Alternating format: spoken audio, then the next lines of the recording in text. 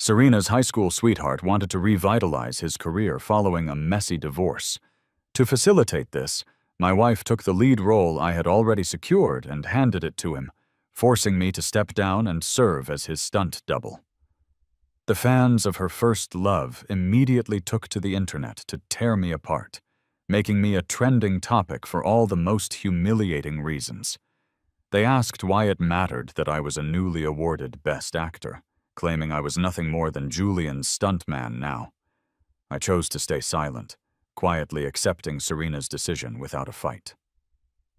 Sometime later, there was a terrible accident on the set. My wife was severely burned while trying to shield Julian's face from the flames. I was absolutely devastated by the news. She held me close, whispering softly to comfort me, saying that it was all right because she was a director, not an actor, and didn't need to rely on her appearance to make a living. I pushed her away, tears streaming down my face, and told her that it was her face I loved. I asked her what I was supposed to do now that she didn't look like herself anymore. When Serena announced that the film was getting a new leading man, I was already strapped into the wire harness, prepared to film a combat sequence. Just as I got into the starting position, the crew lowered me back to the ground. I was confused, unsure of what was going on, but I could feel the strange, pitying glances from everyone around me. An assistant named Chloe ran over to me, looking like she was on the verge of tears, and told me there was bad news. Serena had just announced they were replacing the lead actor. Before I could even process the information, I was pulled into the dressing room where Serena and Julian were waiting. Julian looked exhausted, wearing a casual white suit, his eyes red and swollen. Serena looked at him with absolute sympathy. She didn't waste time on pleasantries. She told me that Julian was divorced and wanted to make a comeback, so she had decided to let him take over my role. It became clear that everything was being orchestrated to clear a path for her first love. Julian's divorce had been a trending topic for days, and Serena hadn't seemed to react at all. I assumed she had moved on from him, but evidently that wasn't the case. A bitter lump formed in my throat that I couldn't swallow. I sniffled and reminded Serena that I loved this role, that I hadn't taken any other work for months because I was studying the script and training in Kung Fu.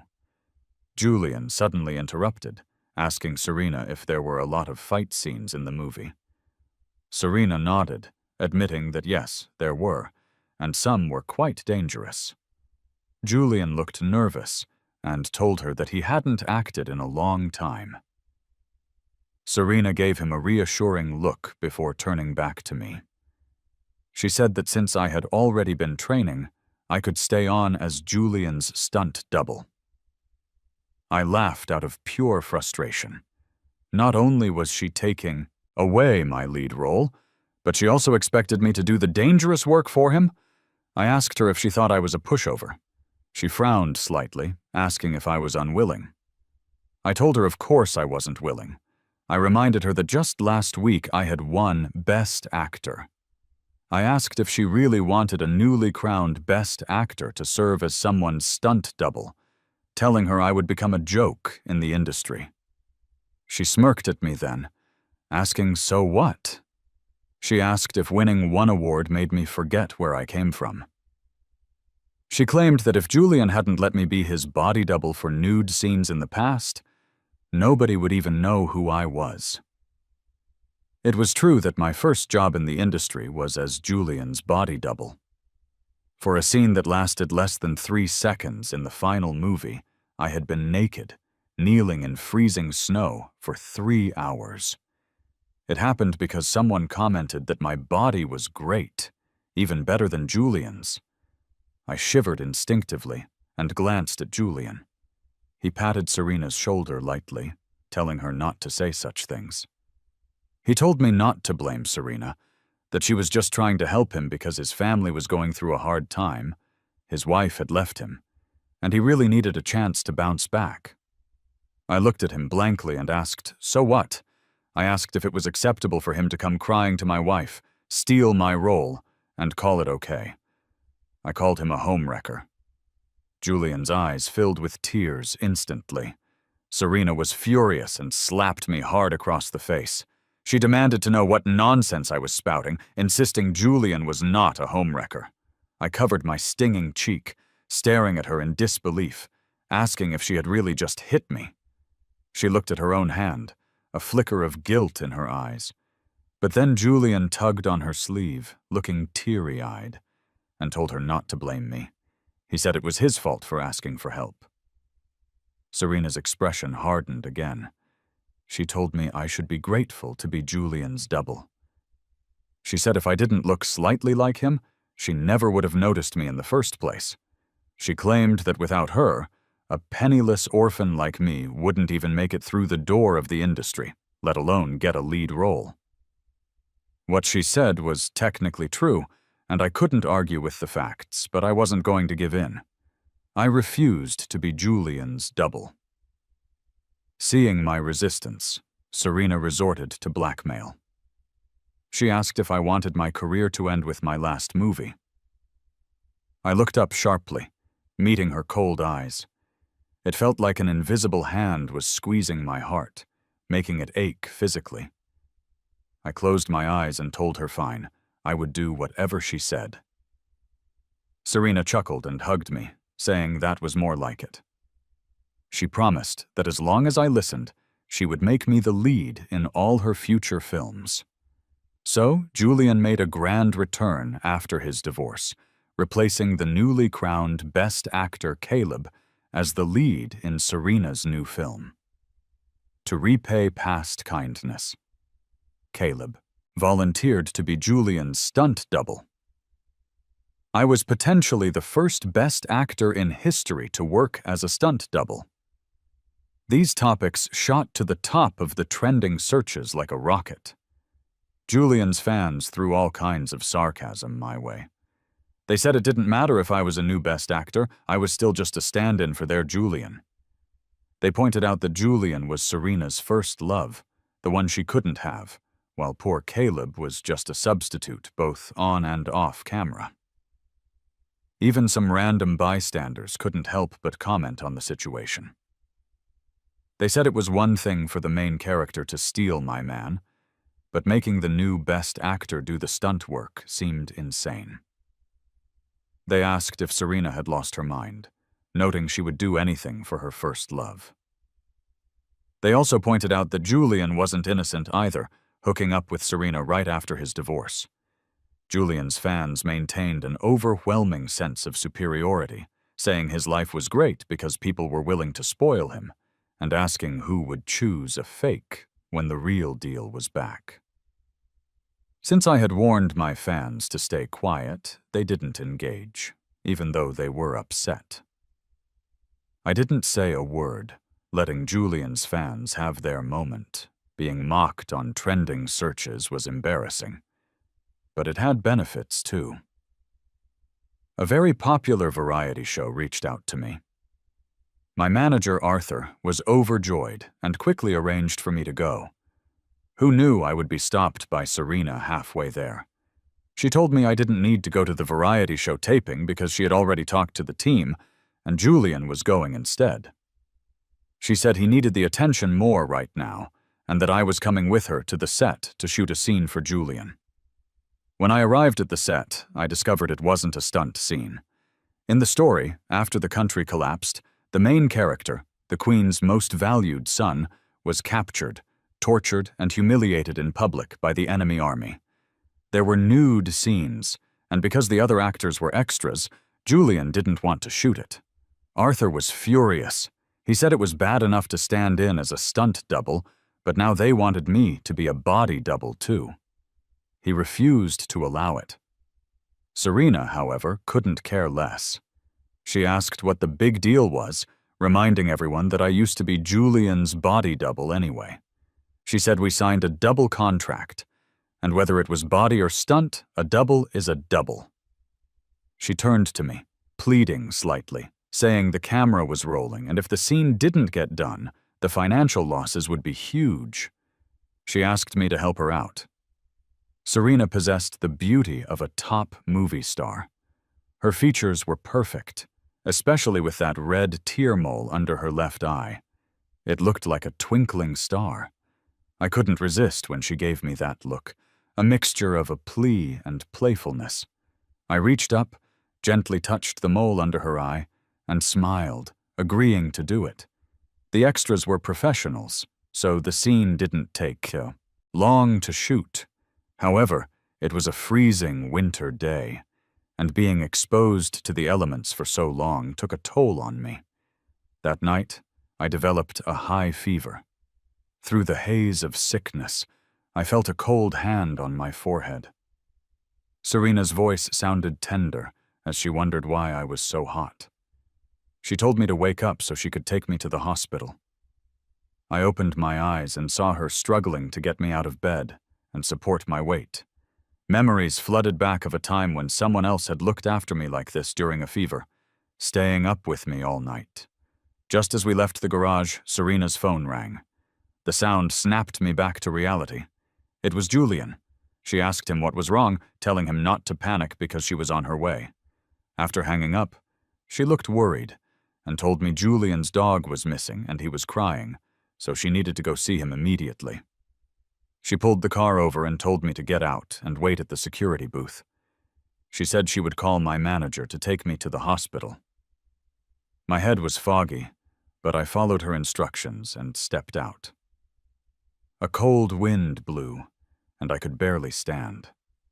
Serena didn't even look back before speeding off in her pink Porsche.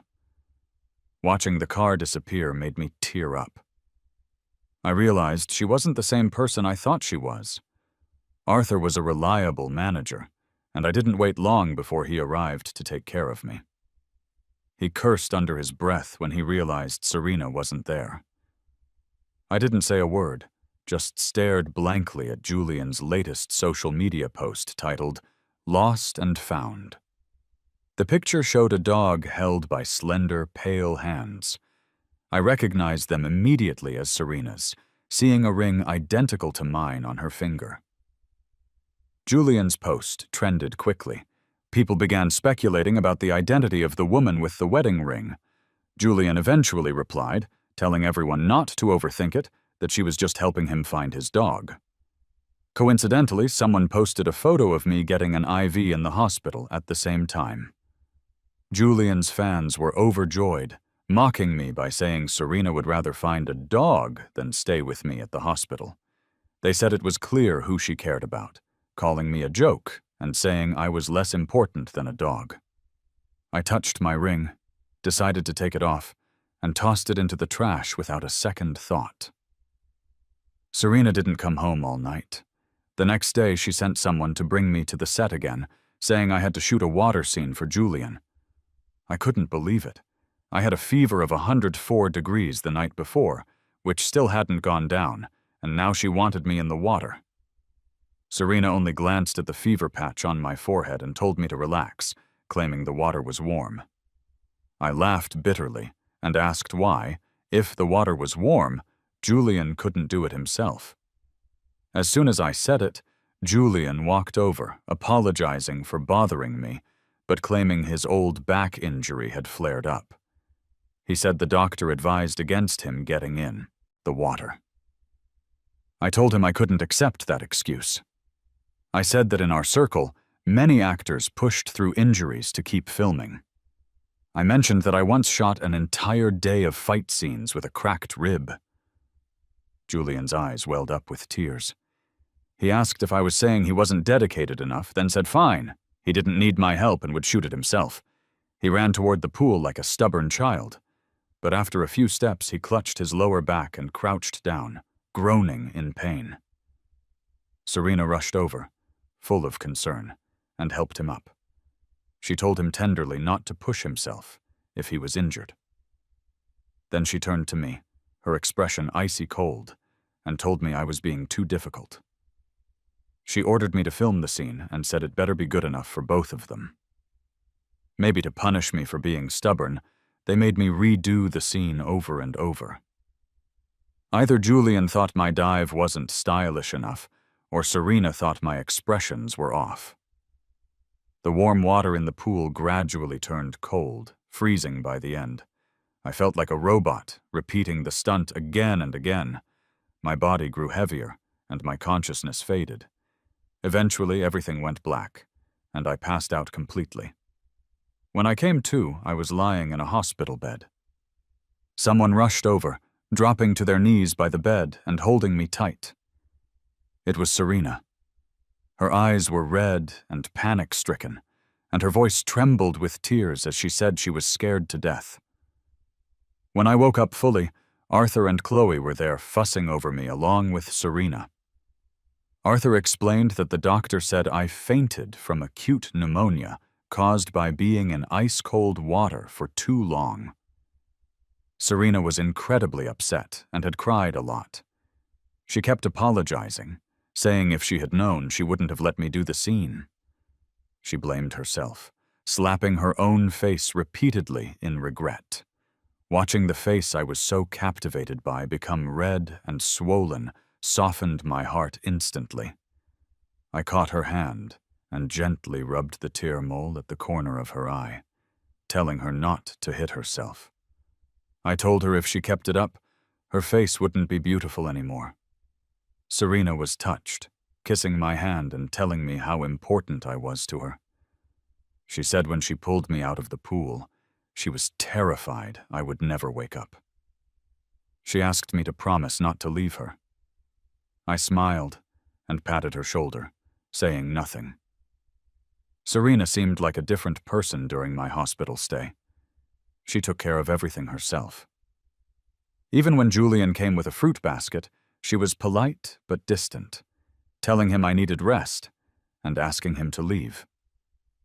Julian looked surprised and hurt. He awkwardly asked if she could walk him out because he had something to discuss. Serena looked at me silently. Not wanting to hear their conversation, I nodded. She said she would be quick and followed him out. In less than 5 minutes, she was back, looking strange. She told me Julian asked to borrow $2 million. It turned out that, on the day I did the water scene, someone on the staff secretly recorded it and was using the footage to blackmail him. What puzzled me was why Julian would ask Serena for money. Even though he was divorced, his father, Robert, was connected to Edward, a massive business tycoon, and Julian was a trust fund kid. Seeing my confusion, Serena hesitated before explaining that Julian wasn't actually Edward's grandson.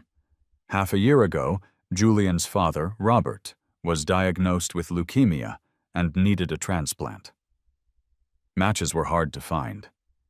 Edward's daughter couldn't stand seeing her husband decline, so she had Julian tested. The match failed, but Edward noticed something impossible in the blood type report. He did a paternity test and found out Julian wasn't his grandchild. Enraged, Edward investigated and discovered that Robert had started an affair with a woman named Patricia soon after marriage. On the day his wife gave birth, Robert swapped the babies. Listening to this, the only thought I had was that reality was more dramatic than fiction. Serena sighed, noting that Julian was dealing with the fallout of the previous generation's drama. I stayed silent, thinking that the real victim was Edward's actual grandchild, meant to be born rich, but swapped out maliciously. I was stuck at home for a month recovering before Serena let me return to my routine. Originally, Julian wanted me to stand in for a fire scene, but Serena refused. Nobody saw the accident coming. The special effects team messed up, triggering explosives early. Suddenly, flames were everywhere. Serena panicked and ran toward the fire. I grabbed her, yelling that it was too dangerous. She looked at me with a complicated expression and said Julian grew up spoiled and scared, so he wanted me to fill in, but she had rejected it. I couldn't focus on her point. I just knew rushing in without gear was suicide, so I tried to stop her. She shoved me to the ground, eyes red, screaming at me to get out of her way so she could save Julian. Serena's desperate move saved Julian with only minor injuries, but she was badly burned. Deep second-degree burns covered 20% of her body, mostly her face. After extensive treatment, she recovered, but her face was nothing like before. Even the beauty mark I loved was gone. I was heartbroken. Serena tried to comfort me, saying she was a director, not an actress, and didn't need her looks. I pushed her away in tears, telling her that her face was what I loved, and asking what I should do now that she didn't look like her anymore. Her smile froze, and she asked what I meant. I didn't answer, just wiped my tears and asked for a divorce. Serena couldn't believe it. She asked if I knew what I was saying, insisting I loved her too much to leave. Looking at her unfamiliar face, I felt hopeless, and admitted I never loved her, just her face because it looked like someone else I loved. Serena stood up, livid, asking if I was saying she was a stand-in. She asked if I had seen her as a substitute all these years. I chuckled coldly and asked where she got the nerve to be angry when she had just used me as Julian's stand-in. She quieted down, then admitted that while she initially saw me as Julian's substitute, she had fallen for me over time. She asked why I couldn't fall for her. I laughed softly and said it was because the person I loved was too incredible to replace. I took Serena back to my hometown, City A. On a gravestone was a picture of a girl in her early 20s who looked exactly like the old Serena, down to the red beauty mark. Serena was shocked, asking if they were related. I told her, kind of. The Howards died in an accident years ago. Their daughters, Joanna and Anna, were sent to an orphanage. Joanna was beautiful and well-behaved, and a rich couple wanted her, but she begged them to take her little sister Anna instead. Anna ended up in City K with Serena's adoptive parents. That same day, the family who adopted me returned me to the orphanage because of my heart defect. Joanna poured all her love into me, a sickly child. To pay for my heart surgery, she worked non-stop as an adult. She died on my 18th birthday, hit by a drunk driver while crossing the street. In her final moments, she donated her heart to me. I kept this from Serena. Joanna had promised Serena's parents she would never disrupt their lives. I looked Serena in the eye and lied, saying she and City K were a world apart and couldn't be related, pointing out that lots of people look alike, just like me and Julian. Serena pursed her lips, her eyes filled with determination. She told me she had thought it through and was willing to be a stand-in. I shook my head, telling her she wasn't a stand-in because she didn't remind me of Joanna anymore. Serena started to cry, begging me not to be cruel. She grabbed my hand and noticed I wasn't wearing my ring. I pushed her hand away and told her I took it off the day she left me with a high fever on the roadside to find a dog. I told her she never even noticed, which proved she didn't care about me. Serena burst into tears, apologizing and promising to prove her love. She knelt in front of me, begging me not to leave. She offered to get plastic surgery to look more like Joanna. She offered to throw me a grand wedding. I shook my head and told her I just wanted a divorce because besides her face, nothing about her resembled Joanna. I moved out, and into a small apartment Arthur rented for me. I was surprised when Mr. Edward showed up, but not when he handed me the DNA test confirming I was his grandson. Even though Robert and I looked more like our biological father, Robert, I shared similarities with Edward's daughter, my mother. The reunion was calm. Robert initially didn't want Edward to find me, insisting I was dead, but his worsening condition and fear of death made him talk. On the day I was matched as a donor for Robert, Serena called me to say she was in Country H for surgery to look like Joanna. I tried to stop her, but she hung up. Back at the hospital, my grandfather pulled out a DNA test and revealed to Robert why he and Julian were a mismatch. Because Julian wasn't related to him at all.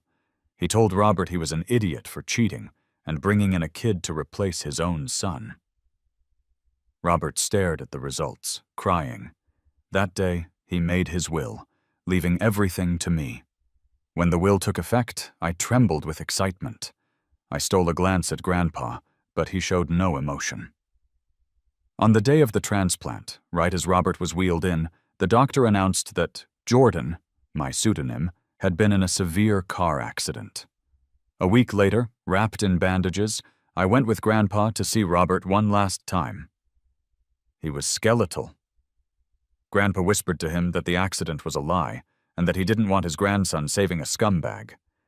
He also revealed that Julian was actually Robert's biological son, and the previous DNA test was a fake he had made to test Robert. The machines went crazy as Robert realized the truth.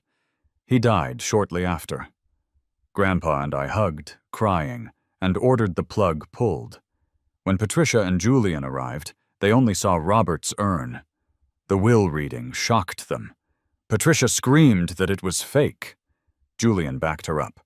Grandpa handed Julian the fake paternity test, telling him he wasn't Robert's son. Julian was crushed and screamed at his mother. Patricia fainted. Following Grandpa's instructions, the scandal was posted online. The internet turned on Patricia and Julian. I trended again, but this time with sympathy. Grandpa's stock prices went up, and he gave me incredible wealth. By the time Serena came back from surgery, Julian had been blacklisted. Grandpa took back everything Robert had given Patricia. Overnight, they lost it all. To be fair, Serena's surgery went well, but I couldn't see Joanna in her anymore. When she showed up, I handed her divorce papers. She begged, promising more surgeries and offering me the lead in a new movie. I smiled and told her Grandpa had bought the movie rights, so I was already the lead, and we were replacing the director. While packing, I realized I lost the bunny plush Joanna gave me. I went to Serena's to find it and found Julian answering the door in my bathrobe, covered in love bites. Serena was stunned and tried to explain it was a mistake because she was drunk. I told her that her version of love was disgusting. Julian looked hurt, and they started arguing. Julian threatened to release photos of them together. I found my plush and left. Serena went back to South Korea for more surgery, which failed and ruined her face. Julian didn't care. He married her immediately after our divorce to secure a lifeline.